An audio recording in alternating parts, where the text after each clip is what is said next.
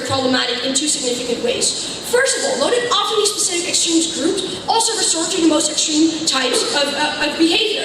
That is to say that often the extremer you get, the more likely you are to be violent. But I think secondly and crucially, that the narratives that use an extreme group are able to actually spread out in society are likely to be able to spill over. That is to say that even if you're a small group and you're very loud, you're likely to be picked up by media and are able to spread your narrative in a very extensive way. That is, I think, that even if it's a small group in the beginning, it's likely to actually get worse over the long term, the more and more people will start believing this. How does this weigh up against harm that we get from proposition? I think even if they're proof that you're more likely to, for instance, pay reparations, that you're more likely to hold people criminally accountable, I think this harm is worse. Because note that these problematic narratives about these groups that we're talking about these victims, are likely to last over the long term.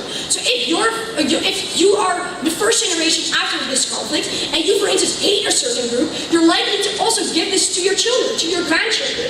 That means that all of the harms that we're talking about are likely to perpetuate. But note that you can only criminally hold somebody accountable once, right? It's only relevant for one generation. Note that you can only pay reparations once, because then you feel that you've actually fulfilled your burden.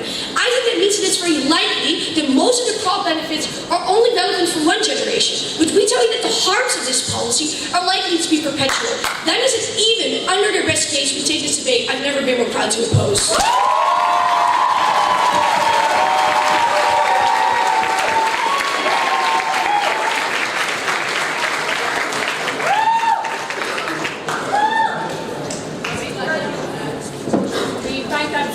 Very much and welcome the government whip.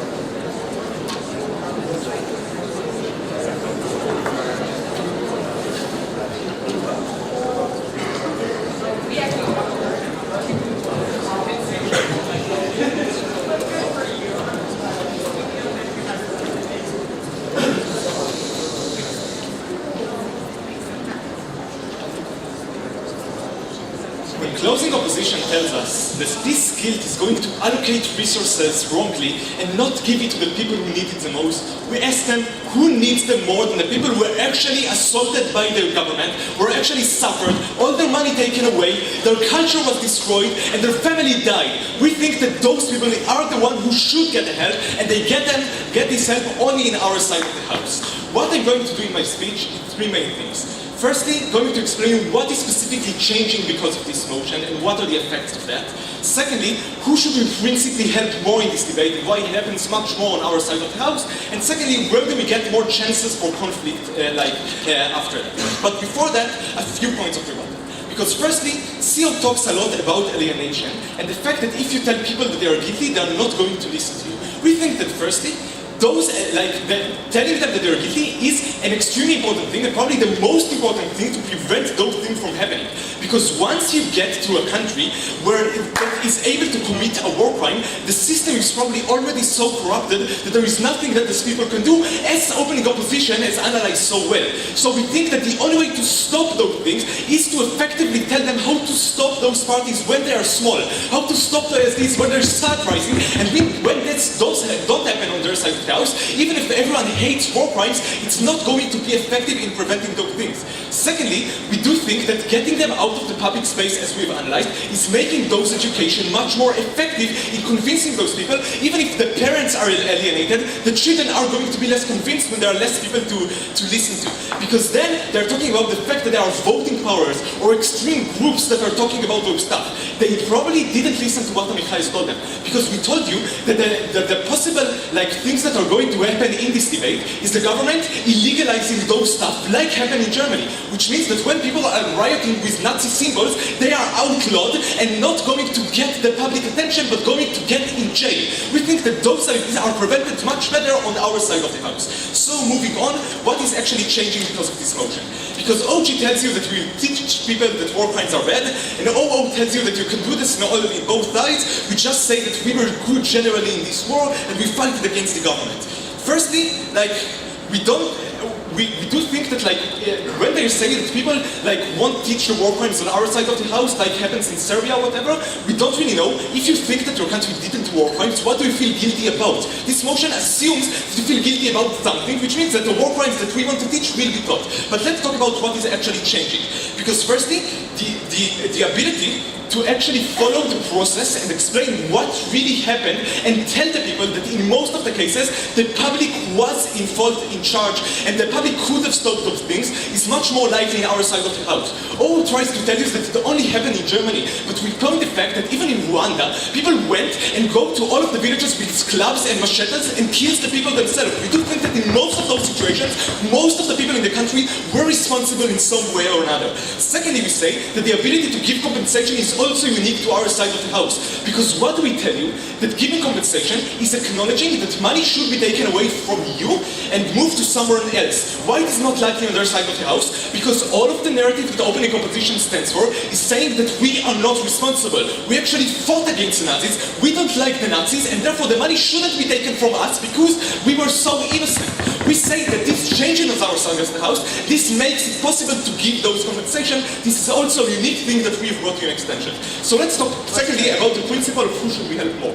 Because opening hubs talks mostly about the people who were in the country and should we make them feel so guilty or responsible. We think that OG were great in giving reasons why they are responsible. And the main response that we got from OO is they're already suffering because of sanctions, so they shouldn't be feel so responsible. We think that probably when you steal something and go to jail, you also suffer sanctions, but you still should feel guilty about the things that you've done. This is not mutually exclusive in this debate. But we generally think that those things are just much less important in this debate. Because what is important? The people who were actually slaughtered, the people who lost everything, that their culture was destroyed, that they don't have any money because all of their property was taken away, that they fear in every second of their life that those horrible things are going to happen to them again. And those people are helped only in our side of the house. Because we say that firstly, we give them the ability to have a better life and reconstruct their life from scratch. We think this is immensely important in this debate. And secondly, we give them the acknowledgement of the country that they have done something bad to them, which means that those fear of this thing happening again, and the Nazis coming after me because Germany is still a Nazi country, is much less likely when the German try to apologize and give me compensation. We think this is extremely important to the mental health of those people and the fact that they could move on and live their life after they've suffered so much. Before I move on, I will take a second. So given that your entire case is based on the fact that a vast majority of people will feel this guilt personally, can you actually explain why they would? We think that what we assume in this debate and what we support is the fact that the government in charge is promoting these things, which means that probably those governments are going to do the things that we have talked about. This is what the debate assumes. Obviously, it doesn't happen in every country. There's some incentive for this not to happen, but this debate support the fact that those things happen, that people believe that there is a common guilt because the government pushes it to them. So let's move on. Because what do we say about the chance of conflict by the end? Because what do OO tells us? That they are telling you that you are evil and therefore you are more angry. But what we do actually explain to you? Because we think that obviously there are going to be angry people in both sides of the house, angry people who think that the Nazis were right, or think that we should go against Croatia again, or whatever, in what conflict you want to talk about. But no, thank you. We've told you about the specific steps that the country is probably going to do, and how they are preventing those things from escalating to a further conflict. What are those steps? Firstly, preventing extreme parties to be in the parliament and talk about their ideas. Secondly, banning the propaganda of the former regime and banning the symbols and the ideas because we are ashamed of them, because we are so guilty because of them.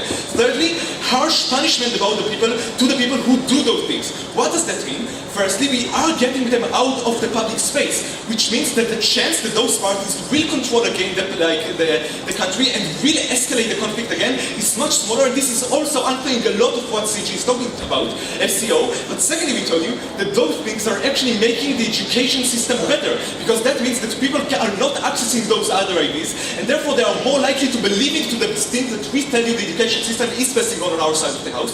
And thirdly, we tell you that how our situation actually escalates by those small incidents that people attack one another, and we think that the ability to stop those in our side of the house when the punishment is so harsh is much more likely, and therefore those conflicts are much less likely to rise. We think that we've proven you that we are taking care of the people who are most important, who should be the process to, and stopping the other massacres. Please support the motion. Thank you.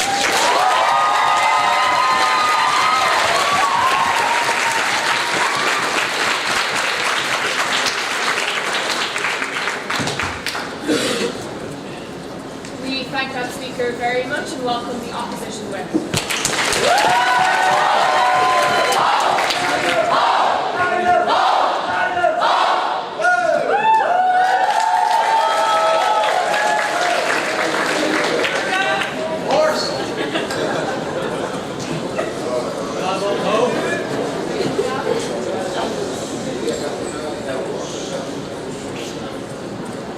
Dear audience, the teams before we may stood up seem to be in a bit of a deadlock, because proposition keeps telling us that at the point that we promote collective guilt, the people that are allegedly perpetrated will feel apologetic and are likely to get back and do good things for minorities, whereas OO simply says they will be likely to be angry and do bad things for minorities. Romee is the first person in this debate to actually break down that deadlock and explain to you why which groups are likely to respond in a negative manner to this promotion. That means that we on CO win the war of characterization, because we show you why it is more likely that people become angry at this ethnic group, that ethnic tensions will rise, civil war is more likely, and that therefore we think that because it's the biggest part of in this debate, take this debate. I'm going to explain 3 things.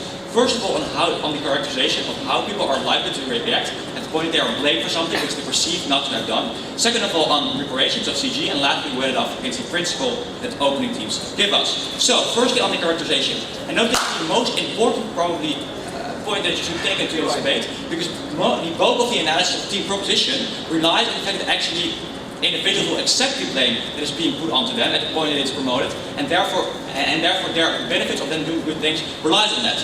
We told you specifically why this debate is about big things like civil war, because what you have to realize is that very often after civil war, the risk of re-escalation is huge, because the wounds of the things that have been committed are still fresh. Given that these tensions are so intense, it is extremely important that we do not escalate these tensions further and make people more angry than they already are. Romee, the opening opposition tells you that these people will become angry because empirically they are not complicit and therefore will not feel like they are complicit. But Romee actually is something way more specific, because we tell you not only these people are not complicit, but because of the likely mechanisms she gives, even if they were complicit, even to some degree, they are unlikely to feel like they are complicit, right? She tells you about why it simply is very hurtful for you to feel like you have done something extremely wrong, given that these are extensive crimes. All of this analysis gets no response from closing governments whatsoever, which I think is a shame.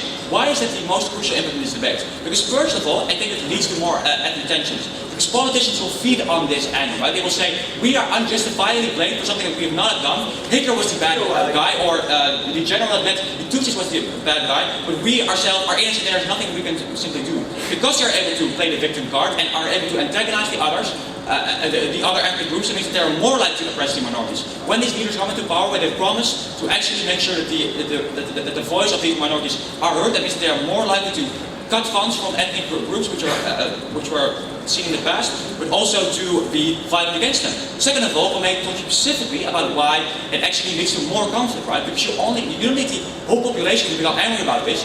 Also, if you have just a small proportion that is angry about the narrative that has been portrayed of them, and they become angry about that is already enough to stop a new insurgency, right? To give the fuel to a new terrorist group to rise up. Only if a few thousand people become angry because of that narrative, that is already enough to create conflict. OG then says, and CG sort of repeats this, is that, oh, but it's very important that people realize how bad the conflict was, the genocide, because otherwise it might happen again. Already point out that, and Romee says this as well, that actually there's alternative ways of making people realize that a genocide was horrible and that something was extremely bad. The response we get from closing government, I'm engaging with you now, so listen closely, is that, oh, but it's actually important because you have to be alert. Because Germans have to realize that other Germans were tricked in the past into believing that Hitler was actually doing good things, and therefore you need to realize that. We say that exactly something we can teach these people on the arts of the hell, as well, because we can use this wonderful history lesson that you talk about to teach people about how Hitler whipped up the population, how he manipulated them, and how he used the propaganda tool to make sure that people believed that he was doing good things, right? The only difference on your side of the house is you draw a moral conclusion out of that, right? We simply say you have to watch out because it's something that can happen to any sort of person. You say these Germans were bad because they believe into the narrative that people were telling them. Therefore, you do not need. There's other ways of warning these people that the genocide is imminent, other than simply blaming them and making them feel guilty. Before I go on, closing. Yeah, people are not going to be massively extreme, but the punishment against those actions is harsh. But the fact that those ideas are not common in the public space means that our narrative is much more likely to succeed. I don't know where relative I was going. Presumably it meant that people would respond in a positive way and take blame. Just let me explain to you that people are unlikely to take this blame. I don't think that this really is relevant. Now, having established why actually this leads to more conflict, escalate tensions, how does it compare to the closing government extension? They tell you about reparation, how it's so wonderful that Germany gives so much money to Israel. First of all, at the current night, there's other ways in which you can make sure that there's donations to other countries, like, for example, through these history lessons, by teaching them about how bad things happen to individuals and how they're still suffering from it, right? So the fact that Rohingya are currently very poor, that they need money, is something we can have awareness for. Or simply the fact that people are compassionate, right? When there are people starving or are language in poverty, there's enough that's already for donations to be made. And second of all, more crucially, it does not matter if the total amount of reparations that is being paid goes up, if that reparations are given to the wrong types of groups. Because we think that Israel is a great country, but if you look at all countries in the world, they're probably one of the least countries that are needed of these type of funds, right? Because they're actually already extremely poor, or extremely wealthy.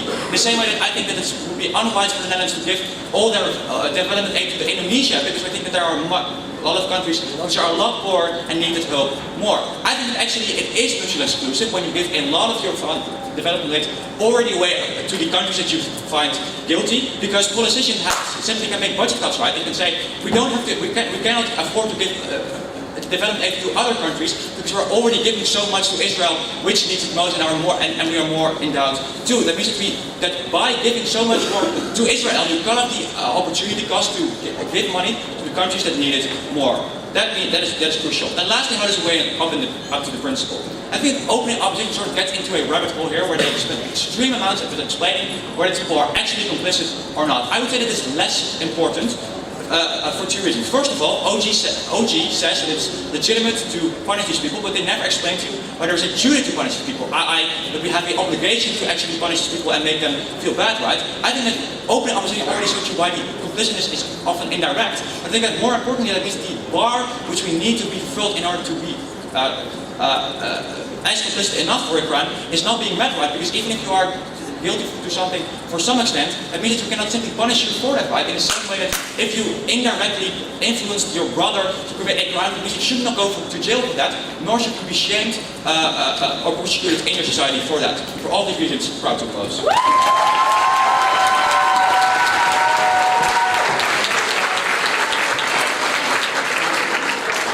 thank the speaker very much and congratulate all teams again on this wonderful achievement.